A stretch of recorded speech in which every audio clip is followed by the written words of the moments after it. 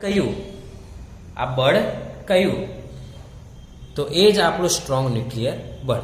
તો માટે લખીએ એવું પહેલો ટોપિક આપણો, કેન્દ્રમાં પરમાણુના કેન્દ્રમાં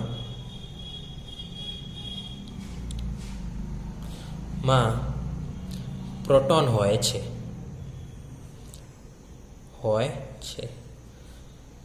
પ્રોટોન વચ્ચે શું થાય? પ્રોટોન વચ્ચે અપાકર્ષી વિદ્યુત ચુંબકીય બળ લાગે છે. વિદ્યુત ચુંબકીય બળ લાગે છે, છતાં પણ તે એકબીજાથી દૂર જતા નથી. આથી કહી શકાય કે કેન્દ્રમાં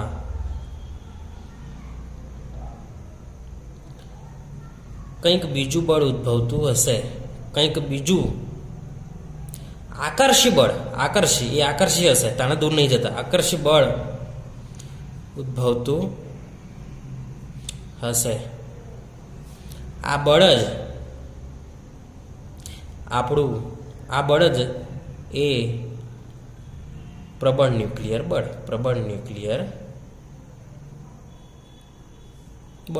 ખબર પડી? આ બળ જ એ જ પ્રબળ ન્યુક્લિયર બળ. ચલો, પ્રબળ ન્યુક્લિયર બળની વાત ખબર પડી ગઈ. હવે કોના વચ્ચે લાગે? પહેલા તો પ્રોટોન વચ્ચે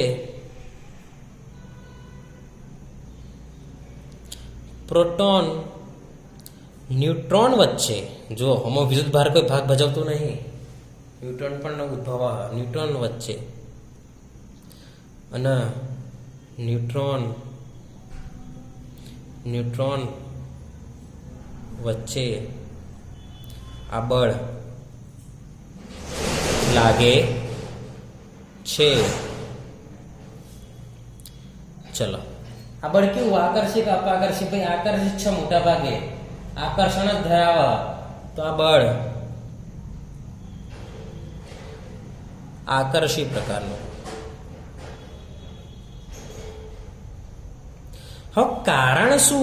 બળ ઉદ્ભવવાનું કારણ હજી સંશોધનનું ચાલે છે, પણ કારણ શું કે આ જે પ્રોટોન ને ન્યુટ્રોન હોય, ક્વાર્કસ નામના કણોના બનેલા હોય, એટલે ક્વાર્કસના લીધે ઉત્પન્ન થતું હશે એવું કહેવામાં આવે. તો આ ક્વાર્કસ નામના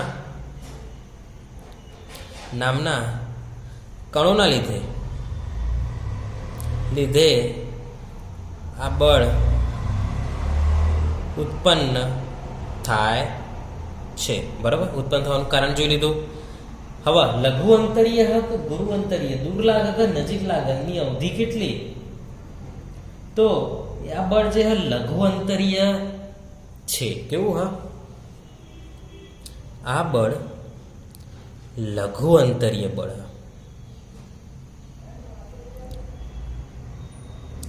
કેવું? લઘુ અંતર, નજીક જ લાગે, નજીકના અંતર સુધી લાગે છે. લઘુ અંતર નજીક લાગે, પણ નજીક કેટલું? ગુરુ અંતરમાં આપણે કીધું અનંત. ગુરુ એટલે દૂર, એટલે અનંત કહી દીધું. પણ લઘુ એટલે કેટલું? તો ભાઈ આ તો ચો લાગે, પ્રોટોન ન્યુટ્રોન ચો કેન્દ્રમાં હોય. કેન્દ્ર કેટલું હોય એટલા સુધી જ લાગે. તો કેન્દ્રમાં હોય એટલે કેન્દ્રના અંદર જ લાગે. તો કેન્દ્રનું પરિમાણ કેટલું? તો આ બળ ન્યુક્લિયસના પરિમાણ, કેન્દ્રનું શું કહેવાય? ન્યુક્લિયસ ના પરિમાણ 10⁻15 મીટર જેટલા અંતરે લાગે, અંતર સુધી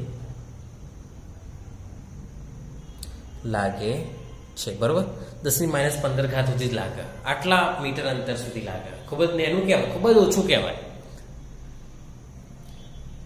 બીજું, આ બળ પ્રબળ, ભલે ઓછા અંતર સુધી લાગે પણ એકદમ પ્રબળ, મજબૂત બળ. કેમ કે વિદ્યુત બળ અપાકર્ષણ કરતું હોય તો એ આકર્ષાય એનો અર્થ એવું તો ભાઈ આ સ્ટ્રોંગ ન્યુક્લિયર બળ વિદ્યુત બળ કરતા તો પ્રબળ હોય, તો કેટલું પ્રબળ હોય? તો જુઓ, આ બળ વિદ્યુત ચુંબકીય બળ કરતા 100 ગણું પ્રબળ છે. કેટલું? 100 ગણું એટલે 10 ની 2 ઘાત. 100 ગણું એટલે 10 ની 2 ઘાત જેટલું પ્રબળ, આટલું પ્રબળ એમ. બરોબર. ચારે ચાર બળોમાં સૌથી પ્રબળ બળ, ચારે ચાર મૂળભૂત બળોમાં આ બળ સૌથી વધુ પ્રબળ બળ છે. ખબર પડી ગઈ? તો આ સ્ટ્રોંગ ન્યુક્લિયર બળની વાત થઈ. કેન્દ્રની અંદર લાગે, proton proton proton neutron neutron neutron વચ્ચે લાગે. આ બળ આકર્ષી પ્રકારનું જોવાય. પછી આપણે જોયું કે લઘુ અંતરીય કેટલા અંતર સુધી? 10⁻15. આ યાદ રાખજો, 10⁻15. બીજું વિદ્યુત ચુંબકીય બળ કરતાં કેટલું પ્રબળ? 100 ગણું એટલે 10 ની 2 ઘાત ગણું. મૂળભૂત બળોના સૌથી વધુ પ્રબળ બળ છે એટલે આના સ્ટ્રોંગ ન્યુક્લિયર બળ કીધું. એનું નામ આના માટે સ્ટ્રોંગ પડ્યું કારણ કે આ સૌથી સ્ટ્રોંગ, સૌથી વધારે સ્ટ્રોંગ હોવાને કારણે જ આ બળનું નામ સ્ટ્રોંગ ન્યુક્લિયર બળ પડ્યું. ચલો, ખબર પડી આ વાત? ચલો, ક્લિયર થાય કે નહીં થતું? ચલો, હવે આના પછી જોઈ લઈએ, બીજું બળ જોઈ લઈએ. છેલ્લું બળ આપણું વીક ન્યુક્લિયર બળ. કયું? વીક ન્યુક્લિયર બળ જોઈ લઈએ. વીક આ છેલ્લું બળ આપણું. વીક એટલે નિર્બળ ન્યુક્લિયર બળ.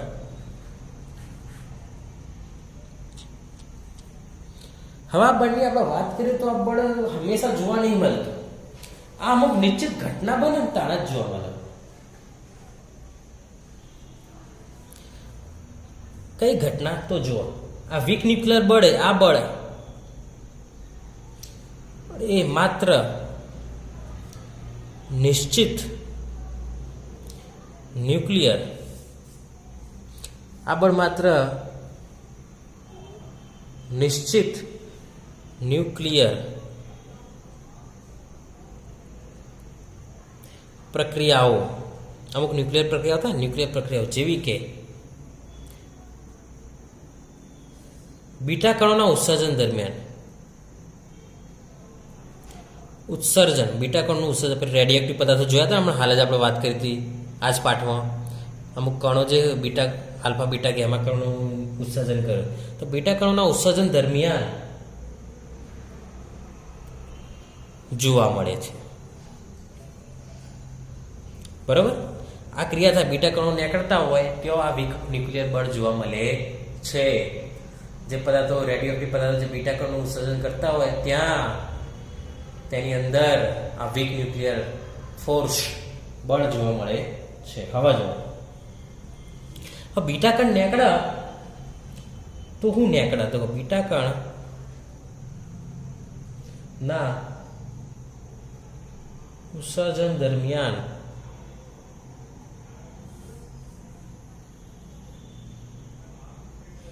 ન્યુક્લિયસ મતલબ કેન્દ્ર, પરમાણુનું કેન્દ્ર, ન્યુક્લિયસ, ઇલેક્ટ્રોન અને ન્યુટ્રિનો નામના કણોનું ઉત્સર્જન કરે. ન્યુટ્રિનો નામના કણનું ઉત્સર્જન કરે છે. અને આ બે વચ્ચે જ આ વીક ન્યુક્લિયર બળ જોવા મળે. ઇલેક્ટ્રોન અને ન્યુટ્રિનો વચ્ચે આ ઇલેક્ટ્રોન અને ન્યુટ્રિનો વચ્ચે જ આ બળ જોવા મળે છે. ખબર પડી કે બીટા કણું નીકળતું હોય ત્યારે ન્યુટ્રિનો નીકળે, ઇલેક્ટ્રોનને નીકળે હંગાર, એટલે આ બે વચ્ચે જોવા મળે. સહેજ નીકળી જાય પછી પાછું સ્ટોપ થઈ જાય. હવે આ બળ કેવું હ? તો તો આકર્ષી પ્રકારનું બળ ભાઈ, આ એ આકર્ષી અપાકર્ષણ નહીં થતું, આ એ આકર્ષી પ્રકારનું બળ છે. કેવું હા ભાઈ? હા, આ એ લઘુ અંતરીય બળ છે. હવે લઘુ અંતરીય એટલે કેટલું ભાઈ? આ બળ જે 10⁻16 મીટર અંતર સુધી લાગે. ખૂબ જ ઓછું. 10⁻15 કરતા 10⁻16 નેનું કહેવાય. આ વસ્તુ યાદ રાખજો. 10⁻15 મોટું, 10⁻16 મોટું, તો 10⁻15 મોટું. 10⁻16 નાનું કહેવાય એના કરતા. માઇનસમાં જેટલી ઘાત મોટી એટલું પદ નેનું, પ્લસમાં જેટલી ઘાત મોટી એટલું પદ મોટું. બરાબર? આ વસ્તુ યાદ રાખજો. 10⁻16 મીટર અંતર સુધી લાગે છે. ચલો થઈ ગયું. લઘુ અંતરીય બળ કેટલા અંતર? 10⁻16 મીટર અંતર સુધી લાગે. બીજું પ્રબળતાની વાત કરીએ તો આ બળ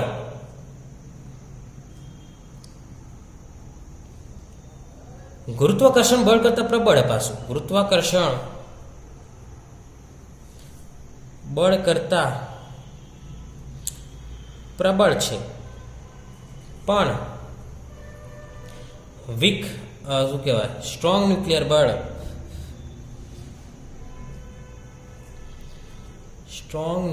બળ, અને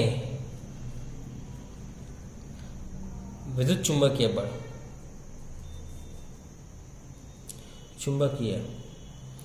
બળ કરતા નિર્બળ છે. એટલે ઓના કરતા પ્રબળ, પણ આ બે કરતા નિર્બળ, એટલે ત્રીજા નંબરે આવે.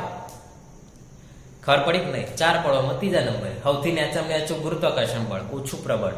પ્રબળતાની આપણે વાત કરીએ તો સૌથી વધારે પ્રબળ કઈ? Strong nuclear. બીજા નંબરે વિદ્યુત ચુંબકીય, ત્રીજા નંબરે વીક, અને ચોથા નંબરે ગુરુત્વાકર્ષણ બળ આવશે. ચલો, ખબર પડી ગયા? વાત કમ્પ્લીટ. તો આ 4 બળો આપણે જોઈ નાખ્યા વ્યવસ્થિત રીતે. આવડી જ ગયું હશે તમને. 4 બળો પૂછાઈએ કે તફાવત સ્વરૂપે પૂછાઈએ કે ગમે તે એક પૂછાઈએ કે ગમે તે 2 પૂછાઈએ કે તફાવત સ્વરૂપે કોઈ પણ 2 બળો પૂછાઈએ કે કોઈ પણ 4 ગમે તેનો 2 નો તફાવત પૂછી નાખે. ખબર પડી? હવે બીજી વાત, હવે આના સિવાય પણ ઘણા બધા બળો. આ ટોપિક આટલો પૂરો થાય આપણો. આના સિવાય પણ ઘણા બધા ભાઈ આપણો બળ જોયું. ઘર્ષણ બળ જોયું, શાંતા બળની વાત આપણે જોઈ. શાંતા બળ આવે, ઘર્ષણ બળ, શાંતા બળ. બીજું કયું બળ? ઘણા બધા બળો આપણે હતા. પુનઃસ્થાપક બળ, પછી બીજા કયા બળો? પૃષ્ઠતાણ એક પ્રકારનું બળ જે આપણે જોઈશું બીજા સેમમાં. એટલે આ બધા બળો આપણે જોયા. તણાવ બળ યાદ કરો, તણાવ બળ. બરોબર? આ બધા બળો જોયો. તો આ બધા બળો મૂળભૂત ના કહેવાય? કોઈને પ્રશ્ન થાય ભાઈ આ 4 જ છે મૂળભૂત, આ બધા બળો હતા, તો આ બધા બળો નું કહેવાશે સાધિત બળો. શું કહેવાશે? સાધિત બળો. આ કોના જેવું થયું? પેલો સાધિત રાશિ યાદ કરો, બીજું ચેપ્ટર. એમાં મૂળભૂત રાશિઓ 7 એના અને સાધિત રાશિઓ હતી. સાધિત રાશિઓની વ્યાખ્યા શું હતી? જે રાશિઓ મૂળભૂત રાશિઓ પર આધારિત હોય, મૂળભૂત રાશિઓ પરથી મેળવવામાં આવતી હોય એવી રાશિઓને સાધિત રાશિઓ કહે છે. અહીંયા પણ એવું જ છે. આ જે બધા બળો આ બળો એ આ બળોના લીધે જ ઉત્પન્ન થતા હશે. ખબર પડી ગઈ? આ બળો પર જ આધારિત. આ 4 મૂળભૂત બળો એ બળો પર જ આ બધા બળો આધારિત. એટલે આ બળો શું કહેવાય? સાધિત બળો. શું કહેવાય? સાધિત બળો. ચોપડીમાં પણ આ વસ્તુ હશે જ, જો હું તમને બતાવી દઉં ચોપડી. ચલો આવા જ દેખો, સાધિત બળ. હવે એક ઉદાહરણ આપ્યું, આપણે તૈયાર કરવાની જરૂર નહીં.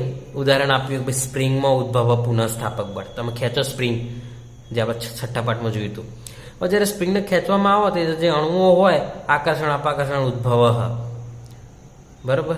નાના લીધે પછી ખેંચાણ બળ ઉત્પન્ન થાય. હવે આકર્ષણ અપાકર્ષણ ઉદ્ભવ, વિદ્યુત બળ ઉદ્ભવ, એટલે વિદ્યુત ચુંબકીય બળ જ કહેવાય ને એક પ્રકારનું. બરોબર? એટલે કહેવાનો અર્થ આ પુનઃસ્થાપક બળ એ વિદ્યુત બળના કારણે ઉદ્ભવે છે. એટલે આ પુનઃસ્થાપક બળનું કે સાધિત બળ કહેવાય. શું કહેવાય? સાધિત બળ.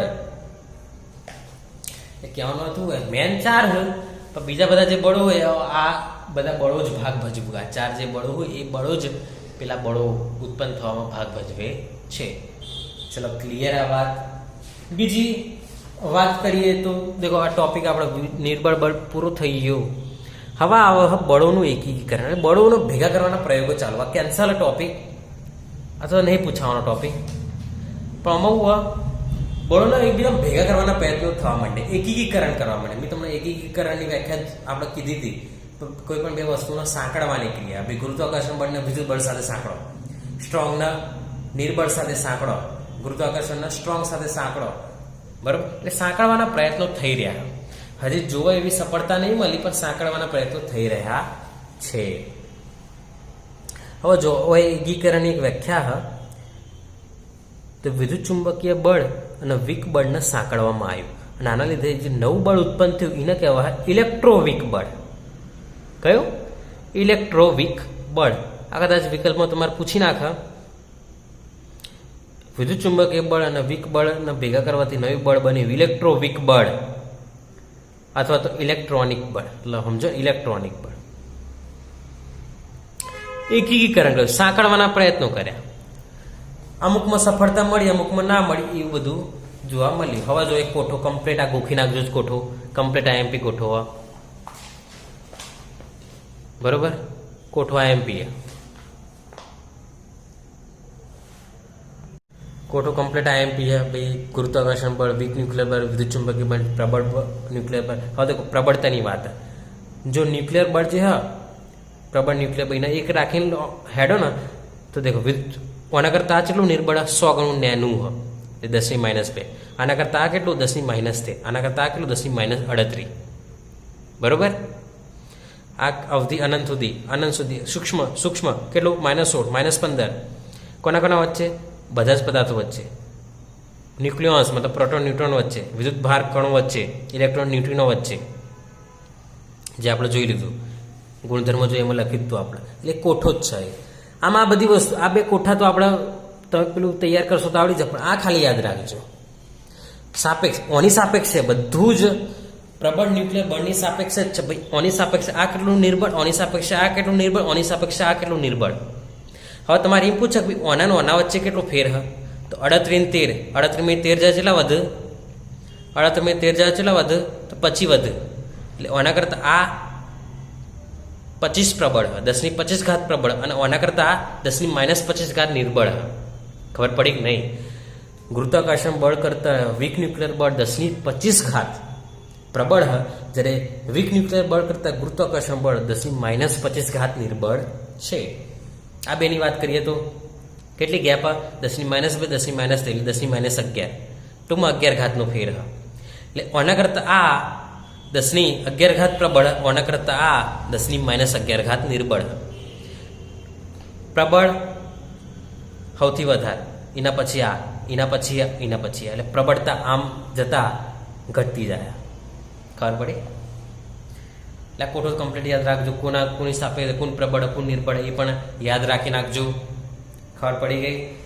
પછી આ પણ કેન્સલ. 1.5 ભૌતિકશાસ્ત્ર નિયમોની પ્રકૃતિ આ બધું કેન્સલ જ છે. ટૂંકમાં અહીંયા આપણો પાઠ આપણો પૂરો થાય છે. બરાબર. સ્વાધ્યાયમાં કોઈ દાખલા નથી એટલે આપણે કોઈ દાખલાની કે જફામારી કરવાની નથી. બરાબર.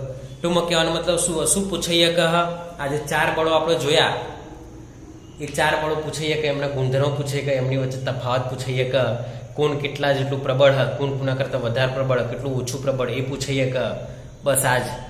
અને પૂછાય એકીકરણ એટલું હોય, ન્યૂનીકરણ એટલે શું એની વ્યાખ્યાઓ પૂછાઈએ કે એ તો આપણે તમે જાતે જ લખીએ. એવું જરૂરી નહીં કે ચોપડી પ્રમાણે જ લખીએ, તમે જાતે પણ લખી શકો છો. તો અહીં આપણો આ પાઠ આપણે પૂરો જાહેર કરીએ છીએ. બરોબર. નેક્સ્ટ ટાઈમથી આપણે 8મા પાઠની શરૂઆત કરીશું. 8મો પાઠ જોઈશું આપણે ગુરુત્વાકર્ષણ પાઠ. બરોબર. અને પહેલો પાઠ અહીં આપણે પૂરો કરીએ. ટૂંકમાં આપણે 1 થી 7 પાઠ હવે પૂરા થઈ ગયા. બરોબર. સારું.